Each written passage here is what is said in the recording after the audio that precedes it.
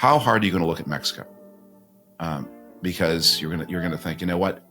Okay, they haven't laid heavy tariffs on Mexico yet, but Trump's made clear that he is not going to abide by the terms of the trade treaty with Mexico that he signed in his first term. He now says that treaty was signed by the stupidest people in America.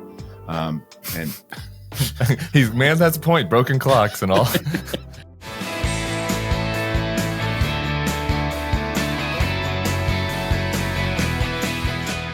Hello and welcome to the Bulwark Podcast. I'm your host, Tim Miller. He's back. He's a staff writer at The Atlantic, author of 10 books, most recently, Trump-Apocalypse. It's David Frum. What's happening, Frum? Hey there. I'm just back from almost a month in Austria. Yeah. So now catching up with the world. How are the folks in Austria, thinking about what's happening here stateside? Well, I have to confess, I was mostly talking about ski snow quality. Good. So how was the ski snow quality? We were very lucky with the ski snow quality. But we were escaping the month of February and on a ski hill, my wife and I, and two little dogs.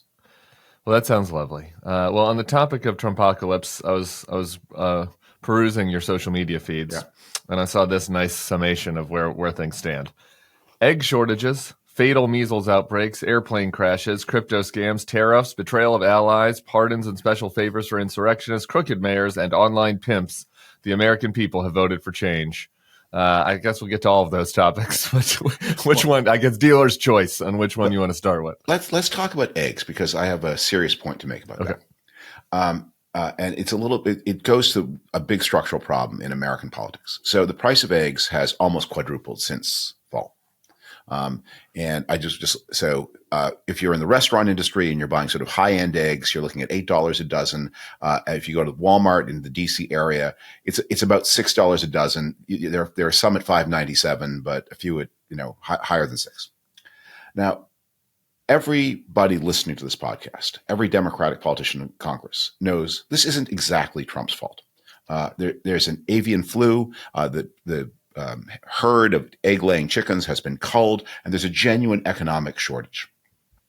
So Democrats are hesitant to blame the president for something that's obviously not his fault. In 2022, the price of beef ran up, and it ran up because during COVID, there had been people in the beef processing plants that had to sit farther apart from one another, reducing the efficiency of the plants. There was a drought, and so beef cattle were arriving at slaughter less heavy than usual. It wasn't Biden's fault. Did that stop the Trump people? It did not. There is a great novel about the rise of the Nazi, published in 1934, very prophetically, called The Oppermans, and I recommend it to you. And at one point, one of the characters says, our opponents have a great advantage over us, and that is their absolute lack of any sense of fairness. And I think you see in the beef versus the eggs, that dynamic at work. The Trump people knew it wasn't Biden's fault. That it was, there was a pandemic. The people in the processing plants had to sit farther apart. A lot of the processing workers got sick. There was a drought, so the beef cattle were less heavy. It wasn't the president's fault that the price of beef went up. That didn't stop them. Democrats know it's not the president's fault the price of eggs is up, but it does stop them. I don't know how you do politics in a country where people respond to price cues so intensely. And one party says, we're going to be responsible about economic causation. And the other party says, the hell with that. No, we're not. That's a fair point. And I think it's something I've been thinking about this on the eggs thing, because you do see pundits, like liberal pundits, talking about it a lot, or anti-Trump pundits, more than the politicians. So you see it some from politicians. I think Ruben Gallego mentioned it on the pod on Wednesday. But one thing I notice is the other side also has the benefit of they're so shameless. In the argumentation, Trump is so shameless that it's almost easy for him to say, this is Sleepy Joe's fault. He's asleep at the switch. It's Joe Biden's fault. And sometimes even when the Democrats, I notice, do try to pin this on Trump, it's like in an ironic way where I almost feel like they're criticizing the voters, not Trump themselves. Like the voters were too dumb to know that the egg prices, he wasn't going to fix. And so I sometimes I feel like the egg prices commentary is an attack on the voters. And if you're really going to play their game, it's got to be what you're saying, which is the shameless attack on Trump and the politicians. Yeah. Years ago, an acquaintance of mine who is a literary person, hard up for money, as a gag, wrote a kind of romance novel under pseudonym and sent it to one of these generic pulp Boone and Mills kind of things. And he's hoping to pick up $1,200. And he sent it to the company, and he got back a rejection letter that said, if you want to write this stuff, you have to believe in it. Right. Yes, exactly. And that, which takes us to George Costanza, which that was his advice as well, right? It's like, it's only a lie if you believe it. Or what was the exact line? It's not a lie. It's not a lie if you believe it. It's not a lie if you believe it. Yeah, there it is. Okay. So, but there's just a structural infirmity because, event of the past 24 hours. The Trump people have done this big rollout of the so-called Epstein files, which are, of course, things that have been available on the internet for a decade. There are no revelations. Everything we know that Bill Clinton flew on Epstein's plane. We know that Trump and Epstein were very close friends. We know nothing today that we didn't know 48 hours ago. But there's a big hullabaloo of some of the most shameless people in Trump world. But that's not my point. My point is this happened on the very day when, thanks to high-level intervention by people in the Trump administration, the two Tate brothers, the worst kind of sex abusers, sex traffickers, were released from a legal process in Romania to fly to the United States as political asylum. They're both U.S. citizens, so they have a right to enter the United States, but they were under a travel ban in Romania because they were facing trial for so many charges. They also have charges pending against them in the United Kingdom. They got their freedom because of a personal intervention by Richard Grenell, Trump, who met the Romanian foreign minister at the Munich Security Conference and said, I, meaning the United States government, take a great interest in the fate of the Tate brothers. This is the same Richard Grenell, by the way, who's now president of the Kennedy Center, where he's planning a big Christmas extravaganza to put the Christ back in Christmas. So Christ, sex trafficking, we can have both. So the point is not that the Epstein thing is a hullabaloo. The point is the same people who think that Epstein is the worst criminal in America believe that the Tate brothers, who did the same and worse, because Epstein, at least as far as I know, was never violent. The Tate brothers were. I think the girls were younger. I mean, we're splitting hairs here at this point, but in that okay, but no, the Tate brothers involved minor girls too, and direct personal violence, which they talk about. They used beating as a tool of control, not just mind games. And you're right, we are splitting hairs, and they're both bad. But there's no one who defends Epstein. There are people who defend Tate, and the Tate brothers escape justice because of this. And by the way, when they arrived in the United States, one of the Tate brothers, I forget which, told reporters that it had been that they gave credit to the personal intervention of Barron Trump in their case, which, if true, and it may not be true, they're big liars, if true, is even more astonishing.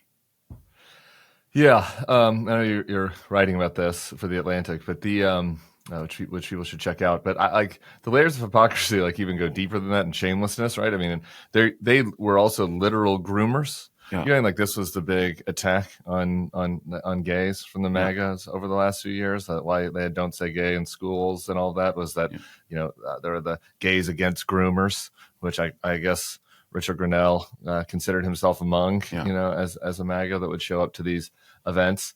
And now it's in this case we have two men that were, in the most literal sense, grooming women that they're also trafficking, and then for people who didn't follow this, using them in pornography. I think the seven women that are at the center of the Romanian case, they put in a house in Bucharest. They turned into a porn den, and they, against their will, showed, allegedly, showed pornographic videos of them, and like that is, it is on the nose of what they. Had accused the left of, as you say, on the same day that they released the Epstein files. Nobody cares about hypocrisy, though. I do wonder, is there, like, to me, the more interesting thing is there's no, like, the evangelical side of the party, like the Christian, the social conservative side of the party, there's nothing. Like, how can Mike Johnson, who monitors his own son's porn use, like, also live coherently in a party that celebrates these two men? And step back to something you said a minute ago. Sure. You're right. No one says it cares anything about hypocrisy. You just have to do it. In this vast country, parties need complicated message groupings. Yeah. Look, I confess, I'm an out-of-touch East Coast elitist. I know the price of eggs because I looked it up on the Walmart site. I don't even like eggs that much. Yeah. Same. But So that's not a message that's actually going to change my vote. I'm about democracy. I'm about Kash Patel and anger management problem, Don Bongino at the running the FBI. I'm about the predicates being put in place for what looks like some kind of military backing of the president if he defies a court order. That's my issue. Yeah. And me and my neighbors here in Ward 3 of the District of Columbia, we're going to be motivated by that. Yeah. But and we're going to get to the polls at 5 a.m. And stand in the queue, and we're going to vote for school board too while we're there. Yeah. So that's, you talk to us one way. The people who decide this election care about the price of eggs, and you have to talk to them. And you have to. This is the thing that the Trump people did with a lot of, people for whom English was not their first language, new to the country. They did actually kind of politics in some ways the right way, which is we're going to go into this neighborhood. People weren't born here, may not have English as their first language, and we're going to talk to them about what they care about because their votes count too. That's like democracy done right, if it weren't done for such evil ends ultimately, but the process is done right. And that's something that those who want to save democracy have to do, which is, you know what? Yeah, there are people in Ward 3 in D.C. who know that it's not literally the president's fault the price of eggs is up, but the people who feel the price of eggs don't know that and don't care. So you just go there every day and you say, when will Trump eggs reach $1 an egg? Because right now they're 50 cents an egg. They're on their way to $1 an egg. Trump, egg, Trump, $1 an egg. And maybe the answer to this is there isn't any, but I'm going to extend your remarks and use the Tate brothers as an example.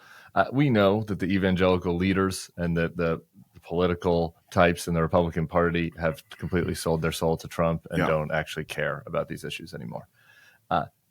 Is there not 8 people in the church on Sunday though, at a conservative church, mega church in Georgia, that do care about this, right? That you could peel off by speaking to them about this if they learned about it, if it wasn't for the fact that their information silos didn't inform them about this. I don't know. Maybe the answer is no. But to your point about them, the Republicans doing regular politics, that was Trump's case with black voters, right? Like it wasn't, Trump didn't think he was going to win black voters by 50%. It was like, can I get the highest Republican number by pandering to them and appealing to them? I think the same principle applies there. Well, look, I'm not a Christian. I'm moderately, but not super religious. But I've had the privilege of knowing some intensely religious Christians. And the ones who really mean it have always responded to revelations of bad behavior in high places. What have you done? What have you done? Search your soul, and you will find there greed and hate and envy and resentment and anger and lust and all the things that are Christian sins. We're not here as the morality police for others. We're not here to Jesus talks a lot about this, right? Like pick up, cast the first stone. Sure. Like the whole point of the Jesus teaching is you do not criticize others, you criticize yourself. And so if they were saying, look, this is that Bill Clinton or Donald Trump or the Tate brothers, these are occasions to remind people to improve their own behavior and just check their own stools and to understand, by the way, that their behavior necessarily is going to be imperfect. That would be a very holy thing. On the other hand, if they're going to be police, the rule can't be that if you give us free parking for our mega church and give us the zoning abatements we want, then you get to do what you like. And if you don't, you don't. The rule should not be that. I don't know if it can't be. I think it may be in certain cases. I want to go back to the economy stuff and the eggs, because you're focusing on this on the messaging side of this, and message matters. It's not everything. Life experience, people experiencing the economy in their own ways matters, probably actually more. I played this yesterday, but I want to play it again because I do. For some, I think that, for various reasons that you laid out on eggs, I don't think anybody is particularly incentivized to say things might get very bad with the economy right now. Like the Democrats don't want to seem like they're rooting for that. Yeah. The media doesn't want to predict it and be wrong. But here's Steve Cohen, who's a conservative hedge fund guy, donated to Trump in the past, so not somebody with TDS, talking about the economy as it stands right now. This is one of those moments where there's really a lot of uncertainty. I mean, tariffs cannot be positive. It's a tax. Taxes are never positive. On top of that, we have slowing immigration. And in addition, now you have DOGE. Whatever you lay on the DOGE issue, I mean, that's austerity. It's got to be negative for the economy. We think growth is going to slow to 1.5% from 2.5% in the second half. The reality is we've got a brew of sticky inflation, slowing growth, and austerity in the government. And so I'm actually pretty negative for the first time in a while. And it may only last a year or so, but it's definitely a period where I think the best gains have been had. It wouldn't surprise me to see a significant correction. Sticky inflation and slowing growth. That doesn't seem like a great combo. No, I think that's right. I think that is good dispassionate analysis of those factors. The tariffs, I think, are the most important. I mean, well, you'll notice that the stock market, which briefly went up, U.S. stock market is now has given up all of its post-Trump gains. As the stock market, it doesn't want to believe that Trump could be serious. I mean, the tariff policy is so stupid, so destructive. The stock market and the people on it don't want to believe that that any of this could be real. And when Trump talks about it, he sounds like such a moron to educated people. Yeah. That again, they think, oh, even if he says these crazy things, this Secretary of the Treasury will throw his body in front of the tariff train and save us all. And maybe that will happen. But the tariffs, Trump did a lot of tariffs in first term. He started late. He started in 2018, not right away. This time he's starting from the beginning. And of course, the economy reacts not just to the imposition of tariffs, but to the threat of tariffs. If you have a $10 billion investment to make in a new facility, how hard are you going to look at Mexico? Because you're going to think, you know what? Okay, they haven't laid heavy tariffs on Mexico yet, but Trump's made clear that he is not going to abide by the terms of the trade treaty with Mexico that he signed in his first term. He now says that treaty was signed by the stupidest people in America. And that's a point, broken clocks and all. So it might be happening. So your $10 billion investment decision is going to be held hostage to the risk that these tariffs might be coming next week. You certainly won't make that decision hastily. So that the harm, I don't think people understand that a tariff is a tax, but it's a tax with much greater potential for harm than other taxes. Because other taxes just, take money out of people's pockets, suppress demand. Tariffs go to the efficiency of the productive process. Correct. And to that point, speaking about what maybe not the stupidest people in America, but the most gullible, I'm obsessed with this because it just seems so obvious to me. I've not gotten very wealthy. I assume people that got very wealthy did so because they are smart about risk reward calculations and such. But I anytime I talked to a rich person or a finance person in the lead up to the election, I was like, why are so many people at the CEO level on Wall Street like either neutral, sitting this race out, or even leaning Trump or actively for Trump in this case, when like the risks seem so obvious to me? Here we are, we're 1 month in, Semaphore article is quoting some CEOs. It's a difficult time to invest. Everybody's paralyzed. I'm sorry, I can't be particularly positive. The chaos that is reigning right now is causing everyone to sit on their hands. Headline, America's business leaders are turning on Trump fast. What did these fucking people think that they were going to get? Okay, let me try this two ways.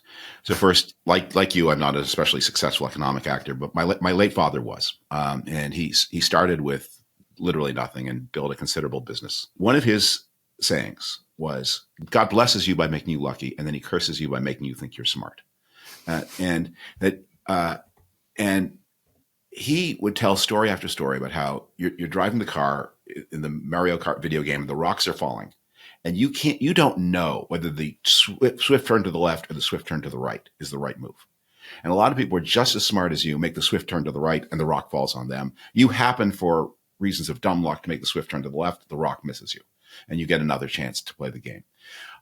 So for the entrepreneurs, I think that entrepreneurs are people who are not necessarily the most highly analytic people. They have a kind of nerve and courage and self-belief that drives them. And as we're seeing with Elon Musk, I mean, you can be a great entrepreneur and not be an ordinarily intelligent person, which he seems not to be, at least not after all, not now. Maybe he was different 15 years of drug use ago. I think he might have broken his brain with his internet, with the social media company he bought, but yeah, sure. Yeah. But a CEO is different. A CEO is not an entrepreneur. A CEO is more like a politician than like an entrepreneur. And so the CEO has to manage all kinds of expectations.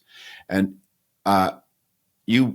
let's say you run the 14th biggest financial firm on Wall Street. Your scope from freedom of maneuver, especially in political matters, is quite limited. You have investors who have beliefs. You have regulators. So you're just trying to keep, you have your peers, you're trying to be not too unconventional a person. And when you have a bad quarter, you don't want to have a bad quarter in some freakish individual way. You want to have the same bad quarter that everybody else did. Then you have an excuse. And so it's not surprising to me that CEO types, especially in the financial industry, who are mad at Biden for a host of reasons, would say, we're going to bet on Trump because that's what all our friends and buddies are doing. No one ever got fired for giving money to the Republican candidate. Right. So we'll do that. And now, and we'll hope for the best, and we'll hope that, some wiser heads at Treasury stop the tariffs. And now they're confronting the fact that no, it's wrong, and the tariffs may really be coming. And that's not just a tax. That could be the end of all kinds of efficiencies that make a real difference to American production. It's your sense, though. I mean, we don't have a crystal ball. Like, things don't look good. No, economically, right? No. So here's why the immigration piece is important. The United States had this extraordinary burst of productivity growth in the 1990s, but that productivity growth has slowed. And the reason the American economy has continued to grow as well as it has is not just because there's intensive growth, that is using each factor of production more efficiently as we did in the 1990s. So there's extensive growth. There's more in a country that would otherwise have a shrinking population. It has a growing population because of immigration above all. And whatever the merits of that from a social policy point of view, if you start not only stop the immigration, but send it into reverse, that's going to have an effect both on costs and consumption. It's going to have an effect on cost because you're taking people who were doing work, taking them away, and so the MAGA people are very clear. They want price of landscaping services to go up. They want the price of construction to go up. But half the people in the construction industry in the fastest growing states are immigrants. And I assume a lot of them, especially like in the most dangerous work like roofing, are illegal immigrants. So again, I'm not endorsing any of this. I'm an immigration enforcer. But understand it makes costs go up. And also every immigrant is a buyer. It means that they buy houses and shoes and cars, and all of that is being subtracted for the economy. And it's a shock. We are going to add some to the economy, though. We like to be fair-minded here at the Bulwark Podcast. They do have a plan for bringing some people in. It's called the new gold card. It's going to solve the debt and bring new fresh blood into the economy. I want to listen to Donald Trump talking about this plan the other day. If we sell 10 million, which is possible, 10 million highly productive people coming in, or people that we're going to make productive, they'll be young but they're talented, like a talented athlete. That's $50 trillion. That means our debt is totally paid off. You're going to sell 10 million gold cards at $5 million a pop. Yeah. What do you think about that? Well, every country, including the United States, has programs where they do sell visas in exchange for a certain amount of investment. You don't pay it directly to the government, because this was a free market country. It's not a golf club with dues where you pay to Bedminster. The old idea was that you would, if you made a $5 million investment in something that wasn't personal real estate, this is not a new thing. And Singapore has it, Canada has it, the United States has it too. So it's not a completely outrageous idea. But the Trump gold card CNBC reported this, with a special loophole.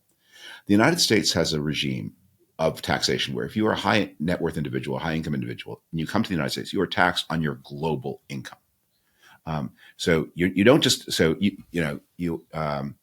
get taxed on what you make in the United States. You get taxed worldwide, and that's one of the reasons why the United States is not a haven for the international criminal rich in the way that, say, the United Kingdom is, because it has this global tax system. Well, CNBC reports that the Trump gold card is going to come with a proviso that you only will pay tax on your U.S. based income if you get one of these visas, which is a loophole unavailable to U.S. citizens, unavailable to normal green card holders, unavailable to anybody except these Trump oligarchs. And it's exactly the kind of thing that has made London the haven for all kinds of bad actors that it is, because you can have your money in Russia or wherever it is and not be taxed on that. You're only taxed on whatever you earn on your U.S. savings bonds. So why Trump, who is America first and so anti-foreigner, is going to give a certain subset of foreigners a unique tax benefit unavailable to America's own indigenous rich? That's a remarkable thought. America first. Yeah. America first. It's also just like as a practical point, I'm with you, right? Like giving visas to people that are going to invest is something Canada does to effect seems sensible to me. This is according to a study from 2023. There are only 8.4 million people globally worth 5 million or more, right? Yeah. So unless the plan is for Saudi Arabia or Putin or somebody to buy a bunch of these, to just pay, or some billionaire, that maybe a Chinese crypto billionaire, we'll get to that next, to just pay Trump off personally. It is not, this is not a sensible plan. Look, and if you need to raise 5 million each from rich people, the United States has a lot of billionaires. You could just raise their taxes by 5 million each. That's a good point. We don't have 10 million, unfortunately. We don't have 10 million billionaires to pay off the whole debt. Again, I'll quote my late father's business acumen. He, in the days of handwritten cafe bills in European cafes, he had this line. He would say, "If they were just bad at math, you'd expect half the mistakes to be in my favor." So Trump is bad at math. I mean, he's really bad at math. And it's not true that half the mistakes are in the customer's favor.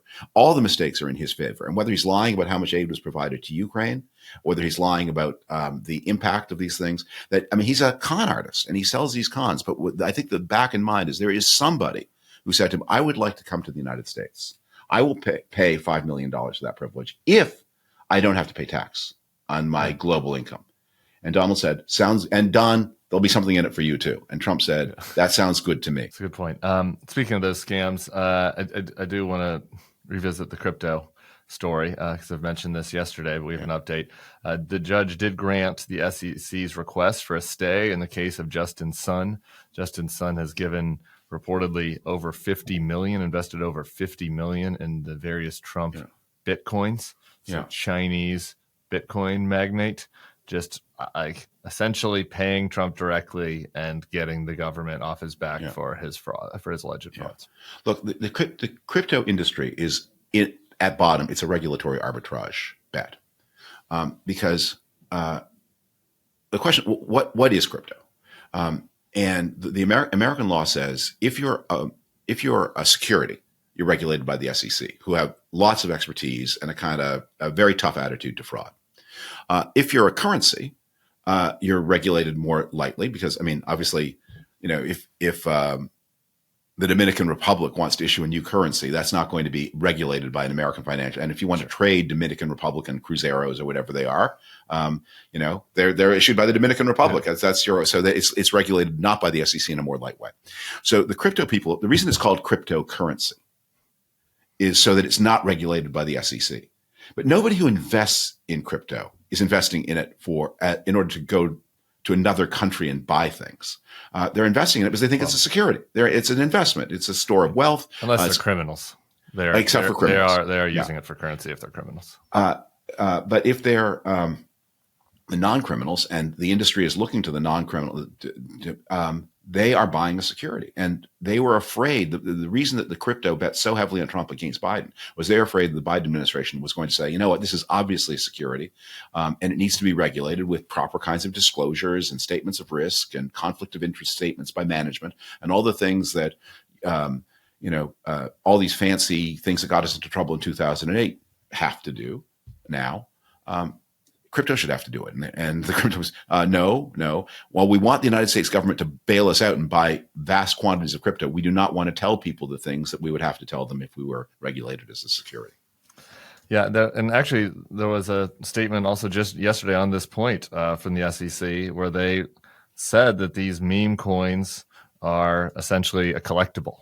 So they see them as trading cards, essentially, baseball trading cards. And so in the same way that a currency is regulated more lightly, the baseball card market is regulated more lightly. And that's great news for meme coin scammers like the President of the United States, the Secretary of Commerce, and many other people in their orbit. And tragically, the President of Argentina, on whom so many hopes rested. I had a lot of time for him. And I think he may have been suckered in this Libra coin thing he got mixed up in. But, it may be that economic reform in Argentina fails again. This time because somebody, I think in this case it was the president's relatives who were behind it, got him involved in a dubious meme coin venture and discredited him. It is disappointing just because he could have just done a mea culpa. Yeah. You know, that's really was the most disappointing thing about Milei, that he like got so defensive of it and started attacking people for attacking him. And it was such an obvious fraud. Yeah. Just say I got duped. But I guess these guys, it's part of the machismo side of this. You can't say that you got duped. I think there's also something which is the very thing that makes him such an outlier in Argentinian politics is he's a little crazy. And until now, it's worked for him that he wasn't trapped in the usual self-destructive patterns of their politics. But the same thing that makes him a little crazy makes him unable to do the mea culpa, or to put some discipline on his relatives and say, this is a chance to turn this country around. You will all behave yourselves. Yeah. And if I succeed, believe me, you will all be sitting on the board of the Chase Manhattan Bank and making a lot of money in very respectable ways. Yes. Just cool it. Patience. Be respectable. But you, the other scam they have going is the strategic Bitcoin reserve. Yeah. Saw a post that you had about that. I wanted to kind of hear your take on the strategic Bitcoin reserve plan. Well, my line on it was the strategic Bitcoin reserve is a device to respond to the looming greater fool shortage in the United States, because these coins are sold to greater fools. Eventually, you run out of greater fools, and people ask, "What can I do with this thing?" And the fact that Warren Buffett has always said "stay away" is a warning that maybe you should stay away. Yeah. But the biggest pool of fools is the government run by a fool, Right. And also the fools in this case don't get a choice. That if you can, right. The people who will make this decision are probably not fools. They're probably in on the con. Yeah, that's true. So if you can infiltrate the government with people who have large crypto holdings themselves, and get them which has happened, get them not only to make favorable rulings like the SEC will not regulate our industry, but also get them to, I think it's so telling that Trump is about to reenact the plot of Goldfinger at Fort Knox, because, and meanwhile, what he's actually going to do is give away not the gold, but the actual money of the United States to buy these stupid Bitcoins. For what? What is the problem to which a Bitcoin reserve is a response? The reason the United States has response. Yeah, the United States holds reserves of gold and euros and yen, because in case there's suddenly a fluctuation in the movement of the dollar, and you need to go buy dollars, you need to buy the dollars with something. So you buy it with gold. But the idea that you're going to do this with something as mercurial and unpredictable as Bitcoin it's not a currency, because currencies don't move up and down by 1,000%. To the autocracy and idiocracy and kakistocracy altogether. You wrote this. Trump tried a seizure of power in 2021. It didn't work because he relied only on a violent mob. Military and FBI stayed loyal to the Constitution. This time, with the approval of the Republican Senate, Trump has installed anti-constitutional putschists at the FBI, DOD, and Pentagon. Since then, he's added the Joint Chiefs onto that list. Since you wrote that, I think. What is your alarm level when it comes to this? It's getting pretty high, because he has understood the elements of power in a way that he didn't in the first term. And I think he's also come to grips, as he did in the first term, that he's not a hugely popular president. So a lot in term one, you think so? Yeah, I think so. Because otherwise, in term one, when he was doing all that, he didn't bother making sure that the military and the FBI were on board, because he had that big map of how, of the 3,000 counties in the United States, all the ones with tumbleweed voted for him, and he and all that stuff about the crowds. That was, I think, a lot of the narcissist reassuring himself that he is beloved. And if you're beloved, then you don't need the violent seizure of power. His plan to corrupt the 2020 election was done very much at the last minute. He didn't start working on that. Right. Putin started working immediately on destroying Russian democracy. Trump, punted, postponed and did it at the end, and did it in a very careless way. I think you're now seeing a much more systematic effect with buy-in, grudging or not, from Republicans to say, what are the power ministries? How do you secure them? And the FBI is the most extreme. I mean, it's incredible they confirmed Kash Patel. It's incredible. Dan Bongino is now up, and I've had run-ins with him, and I'm sure you have. I mean, he is a highly.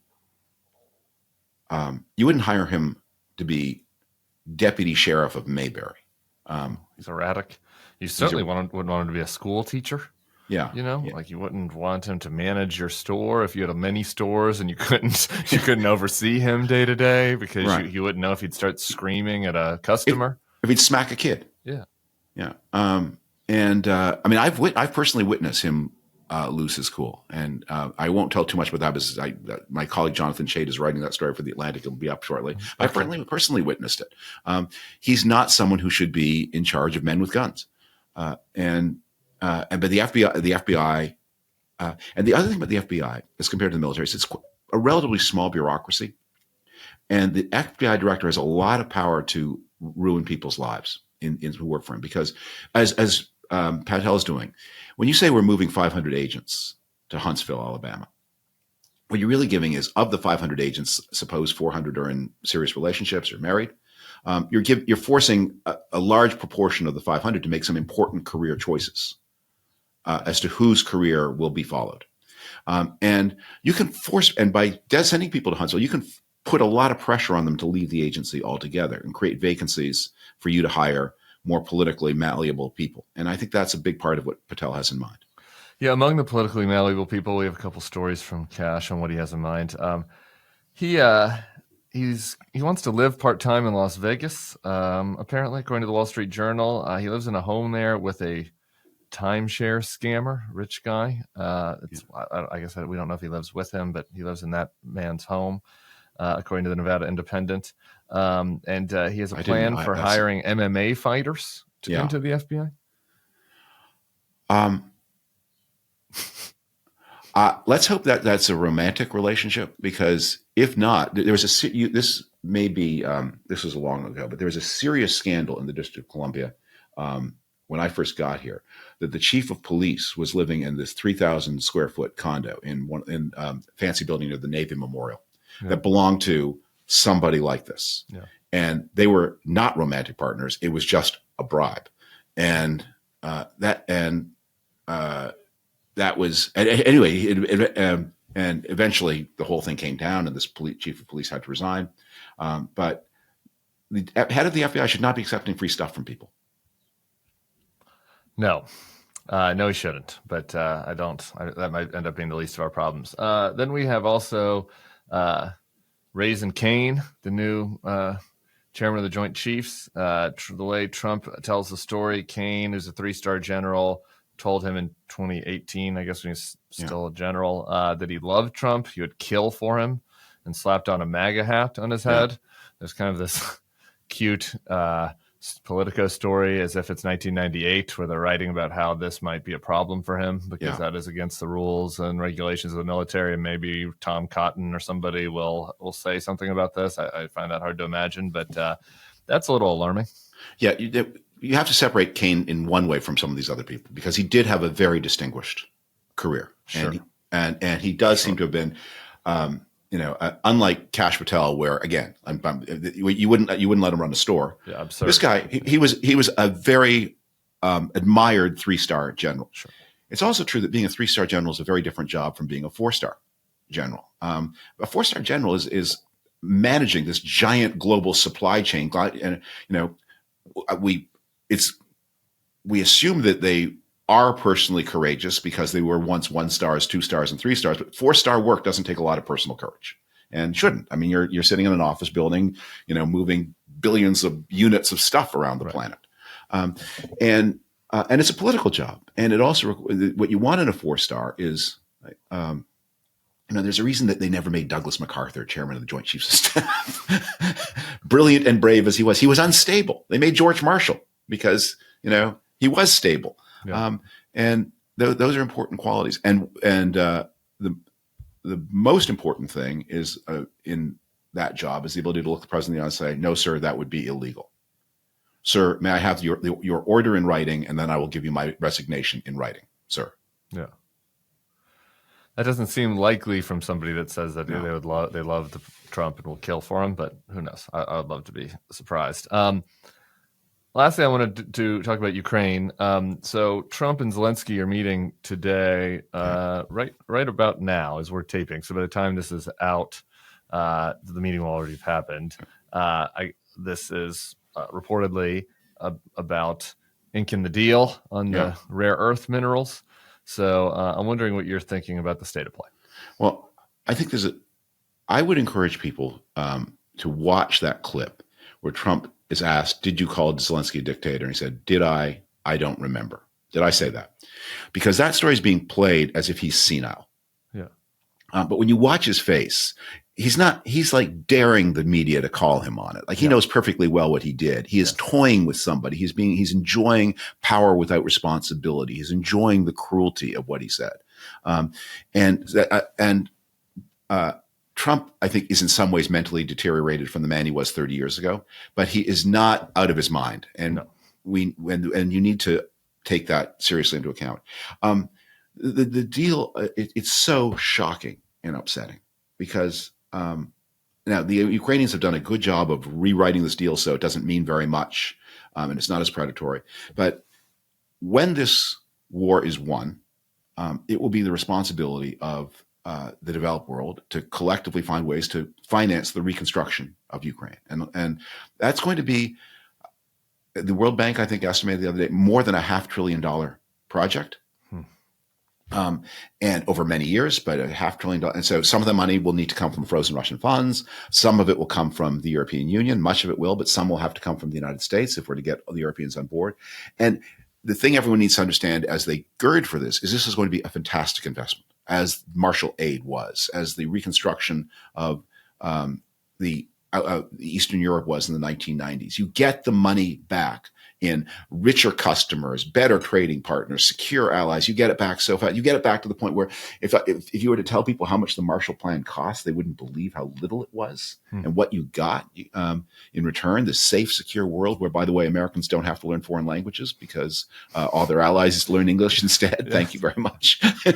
And we can use Visa in Bangkok. It'll be worth it. But because wise countries have a generous long-term view of their economic interests, not a predatory view. Trump thinks like a bandit out of the Middle Ages. You go in there, seize the stash of coins, and run out again. And the idea that real wealth is built by investment and long-term contracts and building rules of law and from products that don't exist yet but will in 30 years. Some Ukrainian entrepreneur who's like in a cradle is going to invent and sell to the world. Like whoever in Denmark invented Ozempic, that's billions and billions, hundreds of billions of dollars of wealth created by some Danish chemist. Is there any? I'm just searching for a positive here, one green shoot, and so feel free to take that away from me. But is there anything to the idea that Trump is kind of tricking himself into having to do more for Ukraine than he otherwise would because he wants to feel like he's getting this good deal? I got this deal. I'm getting the rare earth. We're going to invest there. I'm going to put some of my cronies are going to make money and then they're going to give it back to me buying my coin or whatever. Yeah. And so that we'll have to, defend them at some level to make sure we can get our rare earth. The test of any Trump deal in Ukraine is, are there not just meaningful security guarantees, but foreign bodies? And whether that's couched in NATO terms or not. There's an old joke that's told about the Cold War, but actually dates back even earlier. It's before the 1914 war, the British and the French were doing defense planning. The British general asked the French, how many British soldiers do you need to defend northern France? And the answer was just one. We'll get them killed in the first 5 minutes. And the same way, that was how many Americans did it take to defend Germany from the Soviets? Just one. Yeah. Just one. But we need to know you're there. Yeah. So whatever the guarantee is, this idea of British and French troops in Ukraine, that is the test of success, and backed by some American presence to say, if the Russians aren't there for territory, but whatever the ceasefire line is, whatever the line of control, whatever is free Ukraine, that part of Ukraine needs to be a place where investors can invest hundreds of billions of dollars in security. And that means they need to know there is a tripwire there, backed by Britain, backed by France, backed by the United States. If the Russians ever try this stunt again, they're going to feel the wrath of the world, not indirectly, but directly. I was just going to ask, what are the Russians there for? You gave a interesting aside. I didn't want to. Oh no! Whatever the Russians, because the Trump plan is going to be some kind of carve out, and the Russians are going to be on the other side of a line that is formally Ukrainian territory. Yeah, I'm sorry. You said the Russians aren't there for territory. Oh, the Russian attack on Ukraine is not the Trump fantasy that they want. This is about taking control of some 1/5 of Ukraine. Yeah. That's nonsense. They were there just to destroy Ukraine as a sovereign entity. Yeah. So if Ukraine keeps sovereignty over 80% of its territory, that's a win for the West. If Russia can find ways to sabotage and corrupt Ukrainian sovereignty by, for example, saying that Russia insists that Ukraine have an election, that is not a Russian decision to make. When the Ukrainian, if they are able to write that into the schedule, then they have corrupted and weakened Ukrainian sovereignty, and that's a loss.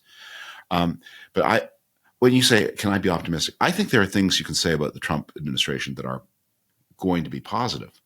I think I've always believed that there are gifts of Trump, that he forces, he's forcing a deepening commitment to democracy in the United States. We are having to think about institutions in a way we never did. Why did Congress give all that power of retrade to the president? People have been warning that was a danger for a long time. Now we can see, maybe we'll fix it. Should Europe have a more serious approach to its own security? Yes. And they're going to be forced to do that. Those are inadvertent gifts of Trump, but it can't be at the expense of the brave people of Ukraine who have sacrificed so much for their freedom and who are winning this war. All right, last thing. You wrote a cautionary tale for the Trump appointees. It was related to these negotiations and how Marco Rubio and Mike Waltz might learn something from the past. I'd love for you to just share a little bit of that cautionary tale with people. Well, this is based on the sad career of someone who's not well remembered now, but Richard Nixon's Secretary of State, William P. Rogers. So Rogers was a very distinguished lawyer, and both in public life and private life. And Nixon enticed him to be Secretary of State with the promise that he would have large authority over the two most important issues of the day, the Vietnam War, winding it down, and peace in the Middle East. And then Nixon immediately created a secret channel via his national security advisor, Henry Kissinger. And so while Rogers thought he was negotiating the end of the Vietnam War, Henry Kissinger really was negotiating the end of the Vietnam War. And the war had not gone well. Kissinger didn't get very good terms. And so the final agreement meant basically the death of South Vietnam and the abandonment of the American commitment. And guess who got to sign that agreement? Not Henry Kissinger, but William P. Rogers. Yeah. The guy who had no power became the fall guy for the disaster. The piece said this is going to be the fate of Rubio, that what Rubio is doing with Lavrov is not the real negotiation. The real negotiation is being done by, I don't know, Donald Trump Jr., Tucker Carlson, Barron, Elon Musk, some sinister shadowy figure. And the real negotiation is a pretty grim one. Yeah. So if you're Rubio, who is, for whatever his weakness of personality, who is a patriot and has had an amazing career and does stand for good and important principles. Or does articulate. Does articulate good and important. Yeah, there you go. Let's not overdo it. Yeah, but does he want to be the man whose signature is on the sellout of Ukraine?